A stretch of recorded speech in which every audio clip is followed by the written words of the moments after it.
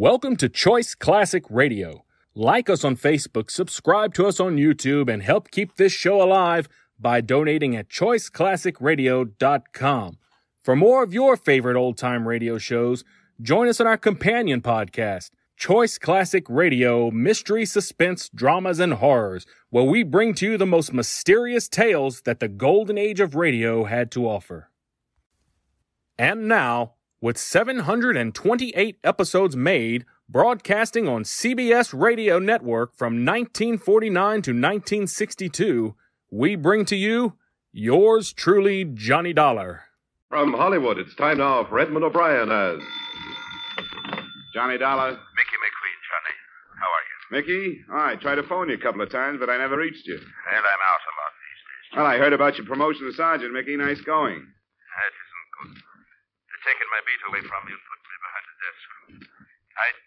I've got to talk to a friend about it. Will you be home tonight?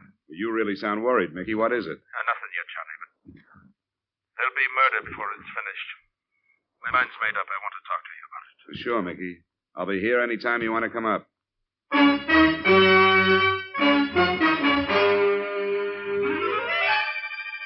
Edmund O'Brien in a transcribed adventure of the man with the action-packed expense account, America's fabulous freelance insurance investigator. Yours truly, Johnny Dollar.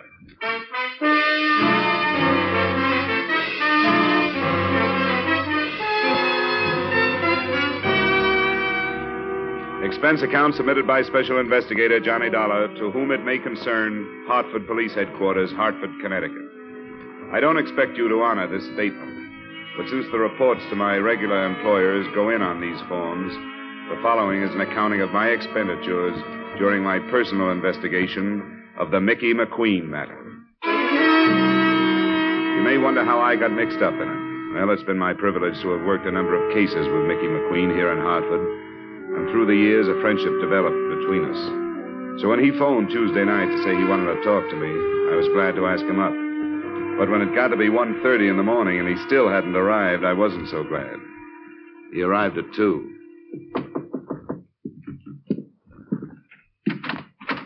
I'm sorry I'm late, Johnny. Yeah, what held you up? I was about to drop off. I had to think, Johnny. Oh. You're in uniform, Mickey. What about your beat? Yeah, my beat won't miss me. After 20 years of walking it from dark till dawn, checking its stores and passing the time of night with its people, drunk and sober. Is it too late for a drink, Mickey? I got your brand, some Irish. Yes, that was good of you. I've been a good policeman, Johnny. I can say that without sounding like I'm stuck on myself, can't I now? Oh, I've never heard anybody else say anything else, Mickey. And I've got more friends to my credit than I have arrests. I'll say that. But I've got a quiet beat. I think there are quieter beats in town. Maybe you're lucky. Here's to it. All right. But be careful what it is.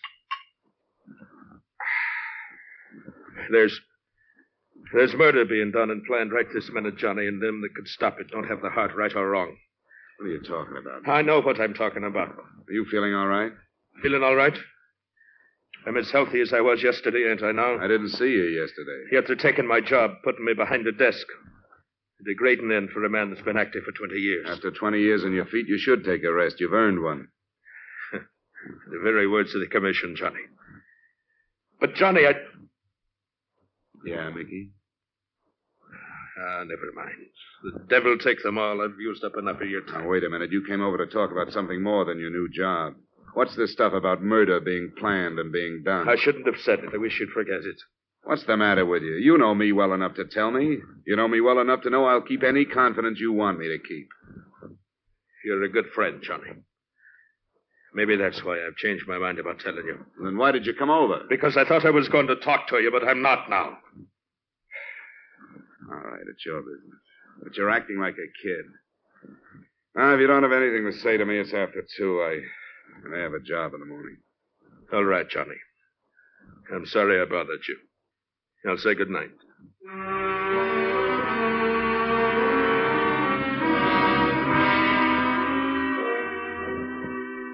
I didn't sleep very well for the rest of the night. In sort of a half doze, parts of Mickey's conversation kept coming back to me. And the more sleep I lost over it, the more I wished I had been less grumpy and more sympathetic. There wasn't a job for me the next day, and right after noon I decided to drop by his apartment and find out his mood when he was off duty.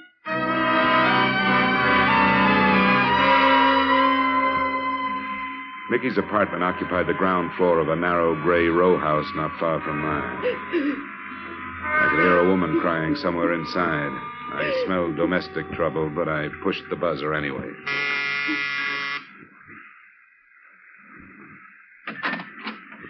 Are you the... I'm Johnny Dollar, a friend of Mr. McQueen's. Oh, yeah, Johnny Dollar. He said to phone you if I ever needed. Is he home? In there. She pointed in the direction of a door smaller than the outside door, the door to either a bathroom or a closet.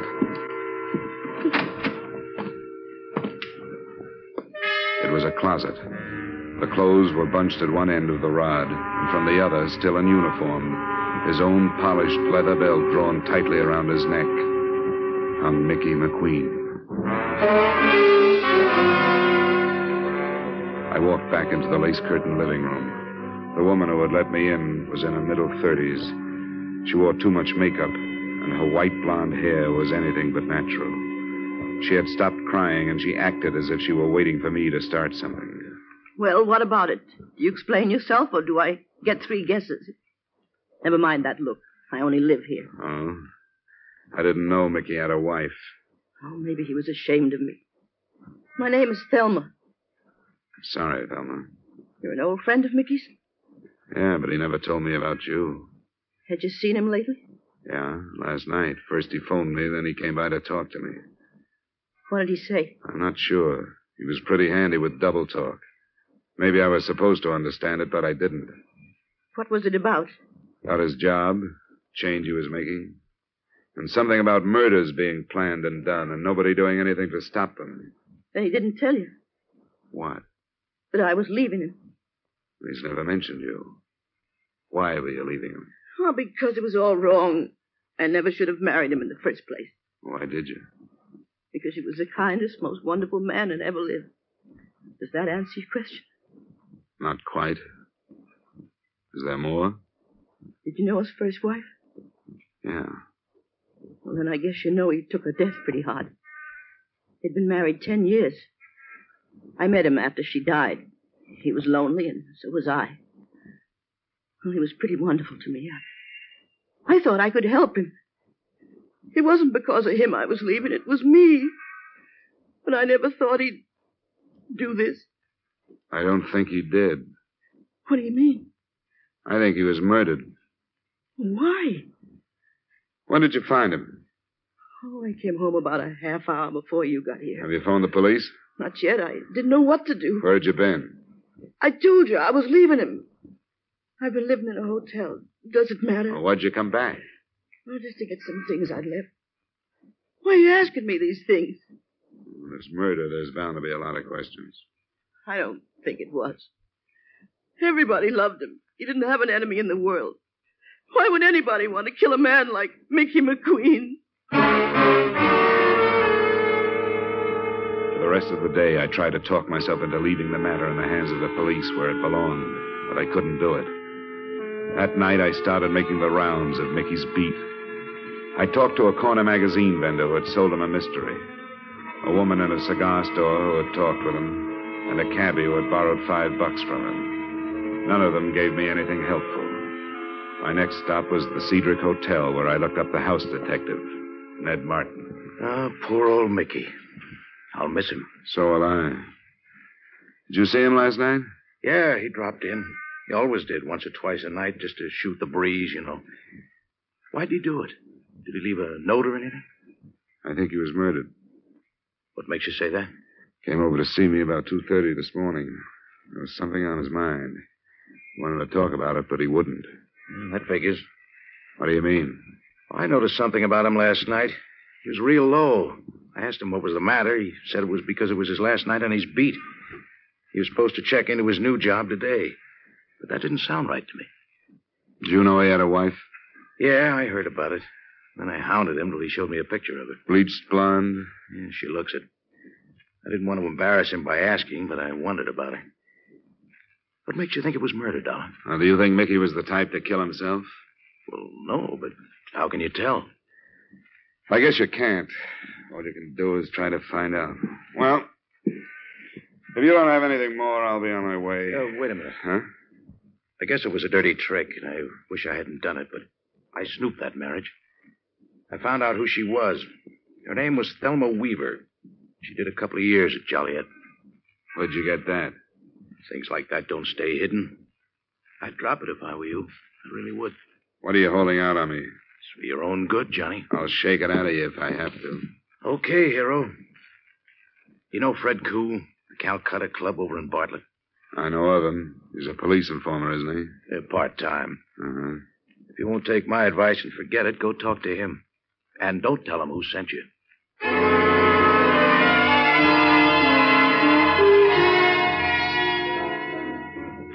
What do you want? I want to talk to you about Mickey McQueen. Do you have an office? You a cop, too? Only a private one. I was a friend of Mickey's. Oh, sure. Roy, Yes? I'm in my office for a little while. If there's any trouble, buzz me. Roger, Fred. Come on, this way.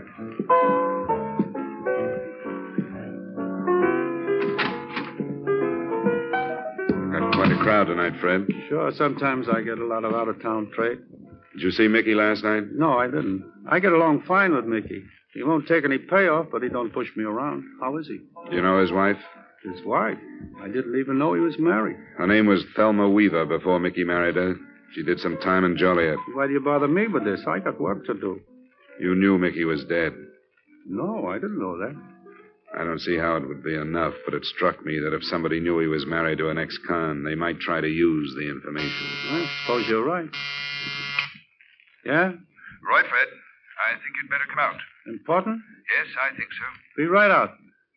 Pardon me, Dollar. A little trouble outside. Wait here. I'll come right back.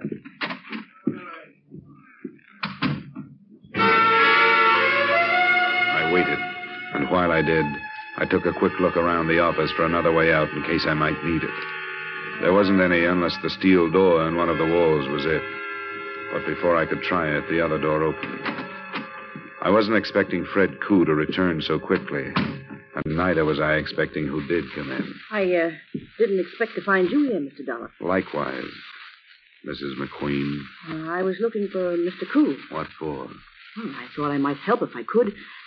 Mickey kept this notebook, you see, where he wrote down all the places he stopped when he made his rounds. This place was one of them.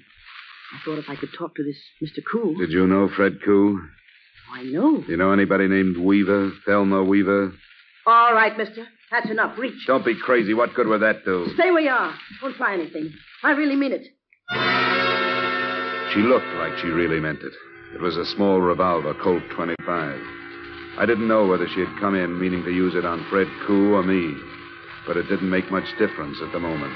She had it pointed at my midsection.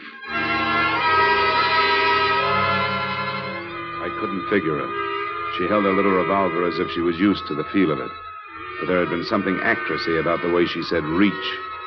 I couldn't figure her, but I decided not to take a chance. I grabbed up the inkwell from the desk and threw not it, but the contents at her. Hey, what's it? Okay, drop it. Drop it. Drop it. Now sit down. All right. What do you want? That depends on what you want. I told you. I want to find out who killed Mickey. At the apartment earlier today, you didn't think anybody had. What about it? All right, Johnny. How much do you know? That your name was Thelma Weaver, that you spent 2 years in Joliet. That's right. And after 2 years in that place, I didn't want to go back to the life and start all over again. I gave the bunch in Chicago the slip and came here. I was hanging around trying to pick up enough to pay my way to Florida or someplace, and that's how I met Mickey. He arrested me. Vagrancy. What a laugh. He showed in court the next morning and got me released in his custody.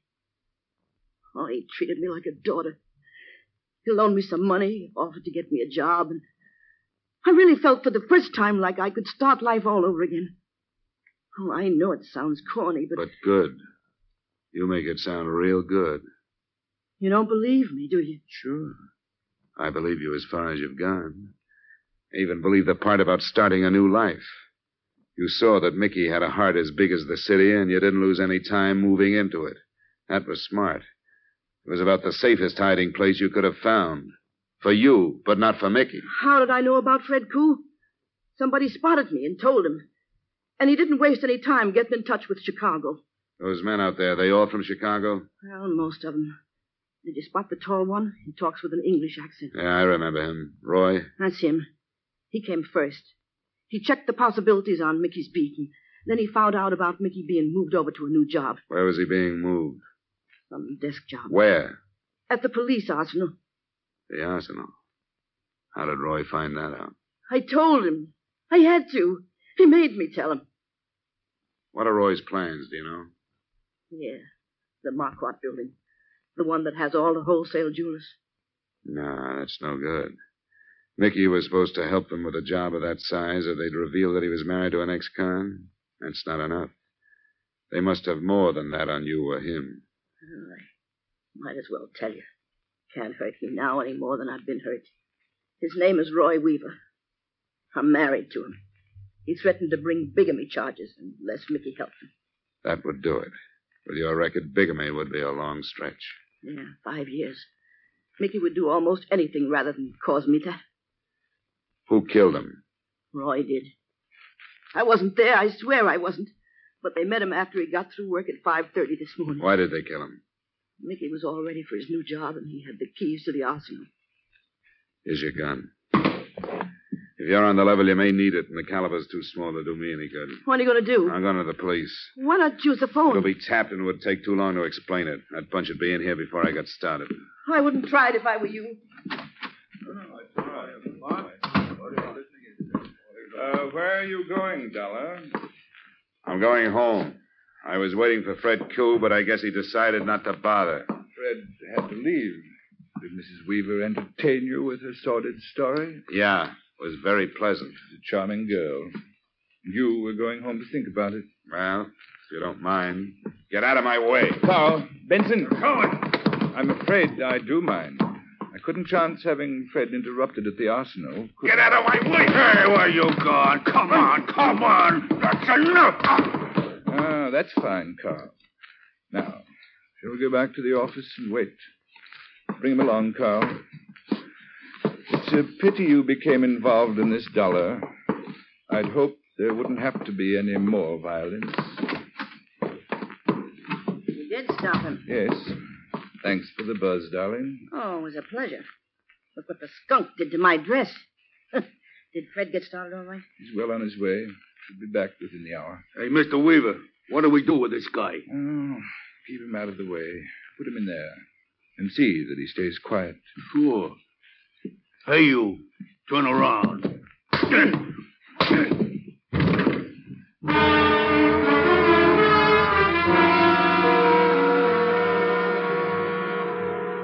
At least I found out what was behind the steel door I'd noticed earlier in the evening. When my eyes opened and I got accustomed to the light from a single dust-covered bulb, I realized that I was in a sort of wine cellar. There were some bottles, but most of the storage space was taken up by a large and varied assortment of burglar's tools. There were a few weapons, too, but I knew they were nothing compared to what Fred would bring back if the raid on the arsenal was successful. I glanced at my watch at 11:15, and right after that, I heard the heavy latch on the door being turned. I got back into my position on the floor, closed my eyes, and listened. Don't forget the bars, Carl. We'll need them for the inside doors. I got you. Hey, Benson, you take these. I'll bring the rest. You want the guns in there, Mr. Weaver? We won't need them. Crocker. Yeah? Listen closely now. We're behind schedule. Both cars are in back. In the Buick, you'll find the things from the arsenal. Yeah. I want you to move half of them over into the Cadillac. What about the grenades, Roy? They're in a case marked CN-DM, irritant gas M6. I got it. Open the case and put half in the Buick. The most important is the cordite powder for the vaults. There are 2 boxes. Put one in the trunk of each car. Right. Be careful. It's very touchy stuff. Yeah, I know. I've handled it before. All right, get along then, and hurry. It won't take long. Now, Fred will be in charge of one car. I'll be in the other. It's all right. We're agreed that we'll meet at the north entrance at midnight, both to approach the building from the east on Lincoln.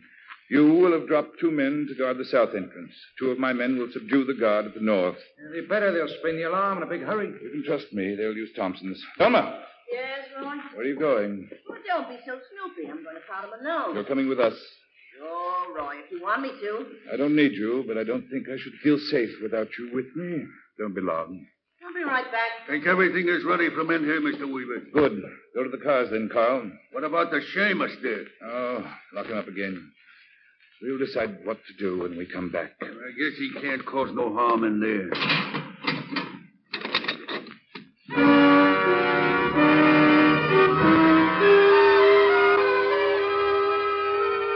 I tried to force the door that time using one of the bars they had left behind, but I couldn't do anything with it. Then I started poking the cement walls. I knew better than to expect to find any other exit, but with the biggest burglary in the history of Hartford underway, I had to do something. I kept a check on the time, and it was 20 minutes before they were due to arrive at the Marquardt building when a sound stopped me. The steel door was being opened. I moved behind it, still holding my bar. Dollar, it's Ned Martin. You in here? Yeah, Martin. I'm here. How did you know I was here? Some dame phoned the hotel. She told me you were here. Why should she call you? How should I know? I don't even know who it was. She just said she knew you came to the hotel and that you were locked up in here. I mentioned the Calcutta to you, so I came over to see what it was all about. What's the matter? Don't you believe me? I don't know what to believe. You said you were holding something out on me when I talked to you. I was. I knew Fred Koo was selling the information about Mickey's wife to some guns from Chicago. I knew it could have led to trouble. Why didn't you tell me? You said it was for my own good. I thought it was, and mine too. I didn't want you to know so much you'd have to tell where you learned it, to prove how smart you were. I don't like this kind of stuff. You got a car? Yeah, but it stays right where it's parked till you tell me what's going on. This Chicago bunch raided the police arsenal. They're armed with everything from cordite to Tommy guns. They're going into the Marquardt building in less than 20 minutes. What's that? Wholesale jewelers. Will you take me out there? I'll take you part way if you're crazy enough to want to go. That's good enough. Let's get into the office.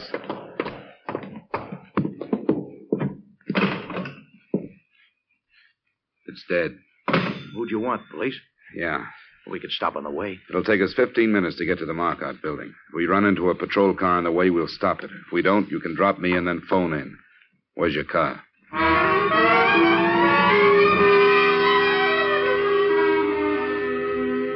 At the speed we traveled, we should have at least picked up a traffic cop, but we didn't. Martin wouldn't take me any closer than the corner of Atlantic and Milton.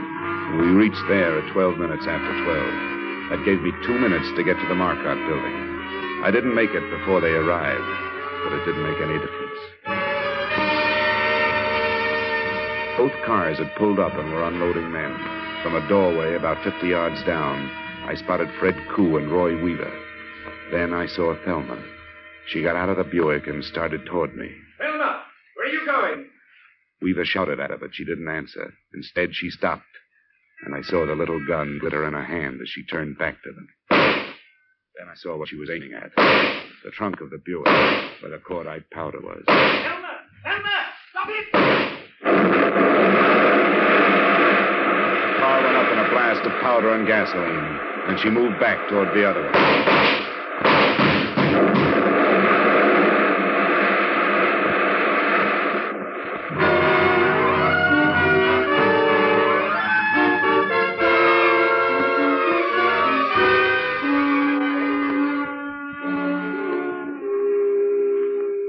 And that was it.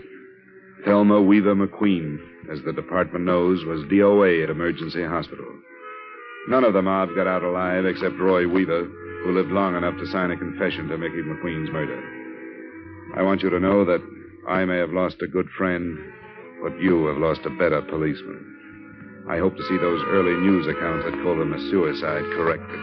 Expense account total, no dollars and no cents. Yours truly, Johnny Dollar.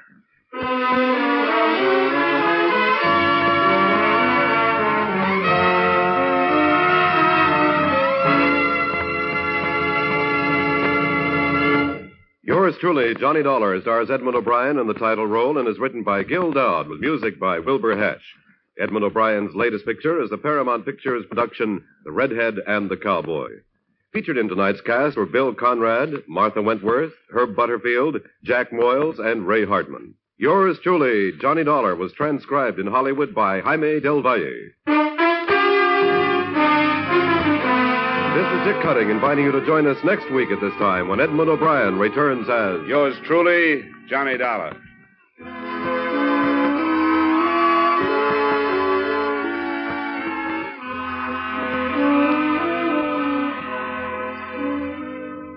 There'll be fast-moving, true police adventure on CBS tonight when Gangbusters comes your way again on most of these same stations. This evening, Gangbusters presents The Case of the Stranger in the Hall.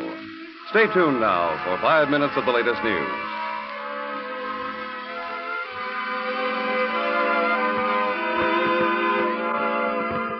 This is CBS, where you laugh at Jack Benny every Sunday night, the Columbia Broadcasting System.